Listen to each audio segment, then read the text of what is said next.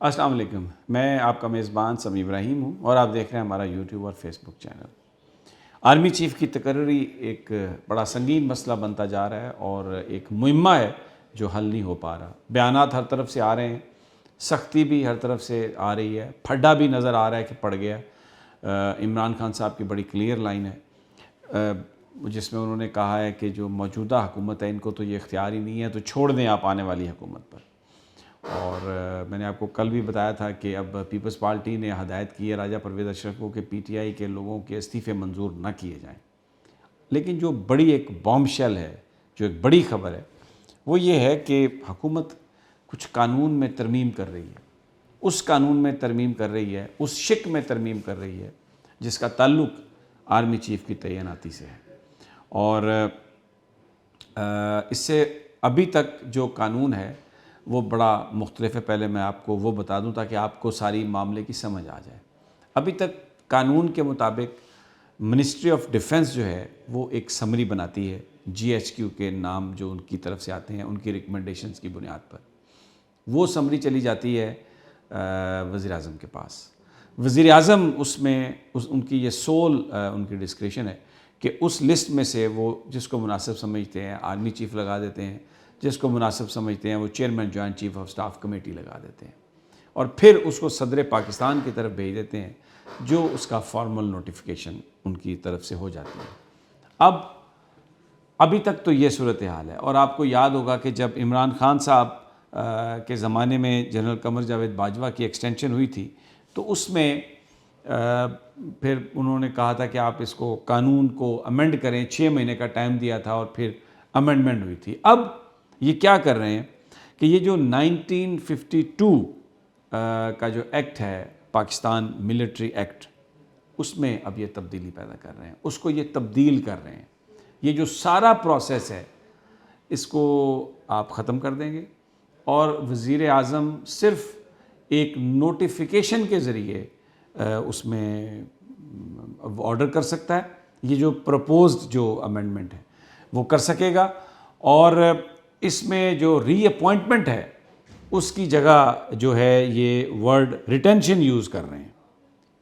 Word retention یعنی ریٹین کرنا، اور سمپل نوٹیفیکیشن، بس صرف ایک وزیر اعظم ہاؤس کی طرف سے آرڈر آ جائے گا بس، اور جو آرمی چیف ہیں یا کوئی بھی سینئر آفیسر اس کو ریٹین کر سکتے ہیں۔ اب بڑا اس میں کیچ ہے، میں آپ کو ذرا تھوڑا پہلے قانون کا بتا دیتا ہوں کہ پی پی اے 1952 اس کا سیکشن ہے 170 جو basically power to make rules سے ڈیل کرتا ہے۔ اس کا سب سیکشن ہے 2A، اور ان کلاز اے میں وہ ریلیز کی بجائے ریٹینشن کا ورڈ یوز کر رہے ہیں، اور ریزگنیشن کا جو ورڈ ہے اس کو بھی وہ تبدیل کر رہے ہیں، اور یہ سمپلی ایک نوٹیفیکیشن جو ہے نا وہ اس کو کر دیں گے تو پھر آپ کو کسی چیز کی ضرورت نہیں ہوگی۔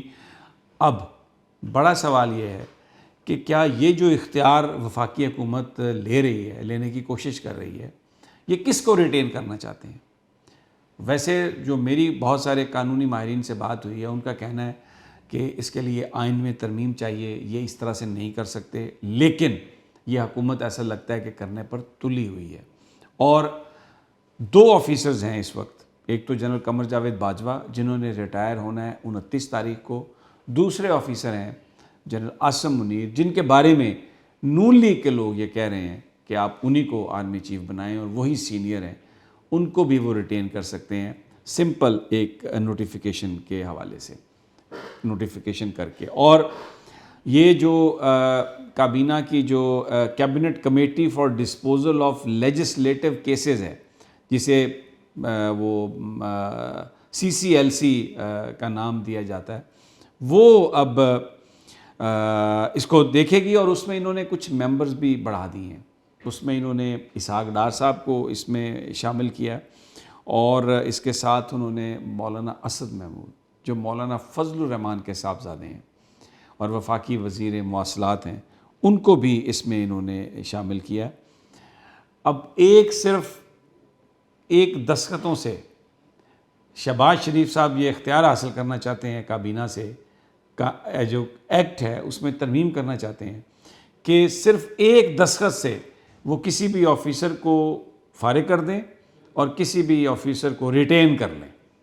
یعنی ان سے کہیں کہ بس آپ کی سروسز ہم نے ریٹین کر لی ہیں, آپ اپنی جاب کنٹینیو کر سکتے ہیں. اور وہ جو سارا پروسیس ہے جو میں نے پہلے آپ کو بیان کیا کہ ایک GHQ دے گا کچھ سفارشات اور اس کی بنیاد پر ڈیفنس منسٹری جو ہے وہ بنائے گی ایک سمری اور وہ جائے گی وزیر اعظم کے پاس.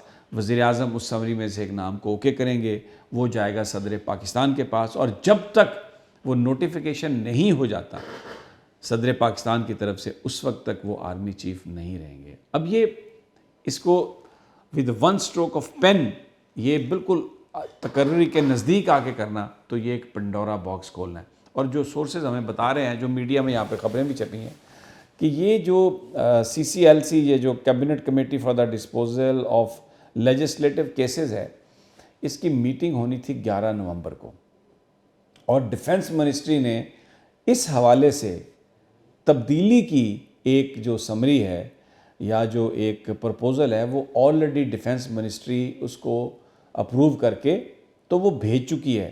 جو یہ cabinet committee for disposal of legislative cases میں پڑی ہے. 11 نومبر کو اس کا اجلاس ہونا تھا لیکن 11 کو نہیں ہوا. اب اس ہفتے اس کا اجلاس ہو سکتا ہے اور اس میں اس کی اویلیبلٹی جو ہے اسحاق ڈار صاحب کی وہ بہت امپورٹنٹ ہے, تو اس لیے اس کو 2-3 دنوں میں یہ ہو سکتا ہے. تو اب جو بحث ہے جنرل قمر جاوید باجوہ کی ریپلیسمنٹ کی, اب وہ اس نے ایک نئی جہت اختیار کر لی ہے. کیا یہ سب کچھ جنرل قمر جاوید باجوہ صاحب کے لیے کیا جا رہا ہے, ان کو ریٹین کرنے کے لیے کیا جا رہا ہے؟ یعنی اگر وزیر اعظم ایک نوٹیفائی کر دیتے ہیں اس امینڈمنٹ کے بعد, ایکٹ میں تبدیلی کے بعد, کہ جناب نہیں میں یہ چاہتا ہوں کہ میں نے ان کی سروسز کو ریٹین کر لیا ہے, تو یہ بات پھر ختم ہو جائے گی کہ ایکسٹینشن جنرل قمر جاوید باجوہ صاحب نے مانگی ہے یا نہیں مانگی ہے, کیونکہ اس وقت وہ الوداعی دوروں پر ہیں اور ISPR جو ہے وہ ان کی خبریں چلا رہا ہے, اور یہ بار بار ریکویسٹ کی جاتی ہے کہ ان کی اس خبر کو ذرا نمایاں کر کے چلائیں کہ وہ اپنے الوداعی دوروں پر ہیں.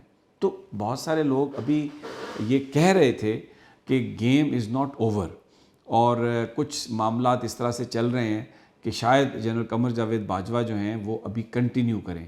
لیکن اب یہ جو امینڈمنٹ کی بات کی ہے حکومت نے, اور اس کو چھپانے کی کوشش کی ہے, اور خواجہ آصف نے بھی اس پر کوئی جواب نہیں دیا. صرف ایک بات انہوں نے کہی ہے کہ جو عمران خان کے زمانے میں آرمی چیف کی اپوائنٹمنٹ اور ان کی ری اپوائنٹمنٹ کے حوالے سے جو قانون سازی کی گئی تھی اس کو ابالش کرنے کی ضرورت ہے, وہ اپروپریٹ نہیں ہے, اس کو تبدیل. تو انہوں نے ایک طرح سے اس کو کنفرم کر دیا کہ یہ موو چل رہی ہے.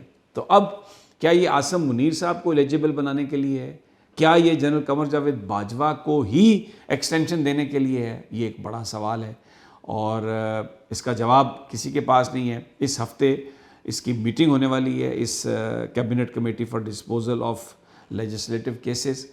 پاکستان کے آئین اور قانون میں ویسے اس بات کی پابندی ہے کہ پرسن اسپیسیفک کوئی بھی چیز جو ہے وہ نہیں بنائی جا سکتی.